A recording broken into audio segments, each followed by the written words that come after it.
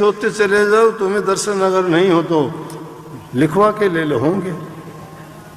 लेकिन जब तक कपट का बादल छाया हुआ है, अंधेरा है हृदय में। गुरु ने जब ज्ञान दे दिया तो गुरु ने तो वो दीपक दे दिया जो स्वयं प्रकाशित है, ना उसमें बत्ती की जरूरत, ना उसको ज्योति की जरूरत, ना उसमें जलाने की जरूरत, ना उसको बंद करने की जरूरत। क्या कहते हैं पलटू साहब, उल्टा कुआं गगन में तिसमें जले चिराग। उल्टा कुआं है ये, उल्टा कुआं गगन में तिसमें जले चिराग। उल्टा कुआं है, उसमें दिया जलता है। और वो नहीं, वो 6 ऋतु 12 माह जलता रहता है, स्वयं प्रकाशित है, कभी बुझता नहीं है।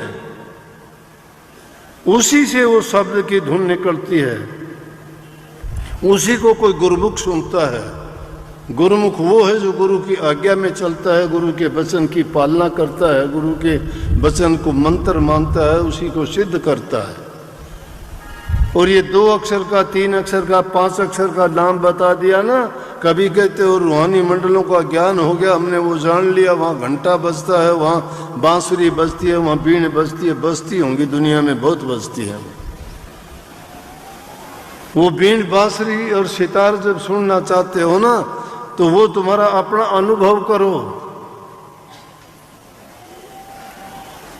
अपना अनुभव जब करोगे तो पता नहीं क्या क्या वो अनुभव ना बताया जा सकता है, ना कहा जा सकता है। क्यों कही कबीर साहब ने, अब दो क्या बतलाऊं कैसा, एक अगम अगोचर ऐसा, जो कही सो है भी नाही है, सो कहा ना जाई। जो है वो कहा ही नहीं जा सकता, और जो कहा जाता है वो है नहीं। इसलिए स्वयं को स्वयं में तलाश करना है। ये हंसी वाली बात है कि हमारे पास होते हुए और उसको और कहीं ढूंढते हैं। उसका ना मिलने का कारण क्या है कि उसकी तरफ हमने पीठ कर रखी है, हमें आंखें फेर रखी है उसकी तरफ से, दुनियादारी की तरफ आंखें खोल ली हैं, दुनिया के सामान देखते हैं और यहाँ सब ठग बसते हैं। ठग हमें लूटते हैं, उस तरफ जाने ही नहीं देते। वो मीठे बनते हैं, जब तक वो अपने नहीं बनते तो हमें लूट नहीं पाते। चोर तो आगा पीछा देख के चोरी कर लेगा, डाकू होगा तुम्हारी छाती पर पैर रख के बंदूक के बल पर आपसे छीन के ले जाएगा। लेकिन ठग ऐसा काम नहीं करेगा, तुम्हारा अपना बनेगा, वो तुम्हारा विश्वास जीतेगा, तुम्हारा अपना बढ़ के फिर तुम्हारे से सब सफा कर देगा। ये दुनिया में ये जो जिन लोगों में हम रहते हैं सब ये मीठे ठग हैं।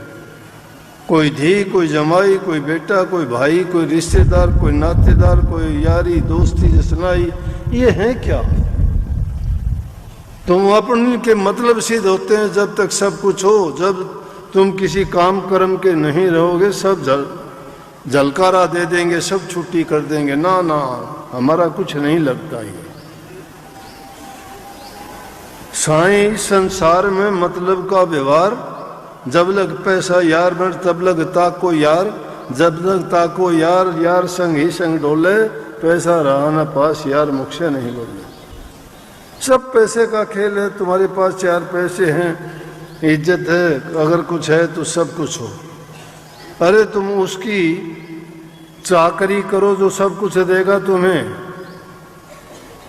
वो तुम्हें ऐसा बना देगा, तुम्हें किसी चीज की मोहताजी नहीं रहेगी। उसको पाने के बाद तुम्हारी लालसाई खत्म हो जाएंगी, जरूरत ही नहीं रहेगी। न मांगने की इच्छा जरूर रहेगी, न तुम्हें कुछ हासिल करने की इच्छा रहेगी, बल्कि जो कुछ है वो भी त्याग देना, छोड़ देना चाहोगे। और यही मूर्खता की बात है कि इंसान को सब कुछ जानते हुए भी ये दुनियादारी की चीजों में उलझता जाता है, मकड़ी की जाले की तरह जानता है कि कुछ भी साथ नहीं जाएगा, फिर भी गलत करता है। इसके लिए भाई भाई का दुश्मन है, बाप बेटे की लड़ाई है, सास बहू के झगड़े हैं घरों में। क्या हो गया? जिंदगी का यही काम है क्या? 4 दिन के जीने के लिए क्यों अपने कलंक लगाते हो? अपने जीवन को आराम से, शांति से, प्रेम से जियो। अपना चरित्र अच्छा बनाओ, घरों में प्यार प्रेम शांति रखो, माँ बाप बूढ़े बुजुर्ग की सेवा करो। उनकी मैं कहता हूँ कहीं मंदिर में ना जाओ, मस्जिद में ना जाओ, हमारे जैसे जो मोड़े हैं उनके पास बेशक ना जाओ। माँ बाप की सेवा करो, प्यार दो उनको। उनकी सेवा और प्यार करके जो उनसे आशीर्वाद ले लोगे वो परमात्मा का आशीर्वाद होगा। लेकिन उनकी तो तुम पूछते नहीं तिथि के कहाँ है, कैसे हैं, और हमारे देशों के पास आके बड़े तुम वो दिखाते हो कि हम गुरु भक्त हैं, प्रभु भगत हैं, नाम ले रखा है, भक्ति करते हैं। नहीं, बहुत गलत है। नाम मिल गया बहुत अच्छी बात है, घरों में बैठ के उस नाम का सुमरण करो, बड़ी ताकत है उसमें। इसीलिए वो नाम बताया जाता है। नाम बहुत बड़ा सहारा है इंसान के लिए, और बिना नाम के तो कुछ है ही नहीं दुनिया में। बेनामी जो चीज होगी उसको कोई जानता ही नहीं है, जानते उसी को है जिसका नाम है। लेकिन उस नाम में भी अंतर है। वो शब्द जैसा है, एक सुख रास है, एक दुख रास है, एक बंधनों में डालता है, एक निर्बंध बना देता है, एक लोहे की बेड़ियों में जकड़ देता है तो एक सोने की बेड़ियों में जकड़ देता है। परंतु भक्ति का मार्ग जो है सोने और चांदी इनकी बेड़ियों में फंसने वाला नहीं, उनका मार्ग मुक्ति का मार्ग है, जो ना दुनियादारी की चीजों से बंधते हैं, न इन इच्छाओं और तृष्णाओं के दुनिया से बंधते हैं। वो सिर्फ नाम भक्ति को जानते हैं, गुरु भक्ति। और गुरु भक्ति जिसकी पक्की है उसके सारे काम सही है। गुरु भक्ति है क्या? गुरु के वचन की पालना। आप कहोगे कि गुरु का वचन कैसा भी हो, हाँ कैसा भी हो, क्योंकि गुरु हमारा हितकारी है। और गुरु के वचन को मानते नहीं, गुरु में ही दोष निकालते, फिर कहाँ से होगा? गुरु गुरु है। गुरु जो तुम्हारे अज्ञान को मिटाता है, गुरु जो तुम्हारे जीवन को बनाता है, गुरु जो तुम्हारी गलतियों को निकालता है, गुरु जो तुम्हें पाप कर्मों से बचाता है, गुरु जो तुम्हारा अगत का रास्ता साफ करता है। अगत और जगत दोनों बनाने के लिए गुरु है। पाखंडी लुटेरे ठग गुरु नहीं है। जो मांगते और भिखारी हैं वो गुरु नहीं है, जो मांग के लेते हैं, दुकान चलाते हैं वो। नाम बिकता नहीं है, नाम की तो कीमत ही नहीं है। नाम की कदर वो समझेगा जिसने नाम की कमाई की। नाम तो ले लिया लेकिन कभी भूले से भी याद करते ही नहीं हो। ना तुमने अपना खान पान में कोई बदलाव किया, ना रहन सहन में बदलाव किया। आलस, नींद, भूख ये आपने त्यागी नहीं। भूख बर्दाश्त नहीं होती है। आलसी इतने हो कि अपना काम दूसरे करते हैं तुम्हारा, तो कैसे तुम्हारा? भक्ति तप, त्याग और साधना 3 चीजों को मांगती है। तप करना पड़ेगा। तप का मतलब ये नहीं कि कहीं एकांत में जाके बैठ जाओ और तुम्हें उठना भी नहीं, खाना भी नहीं, कहीं जाना भी नहीं।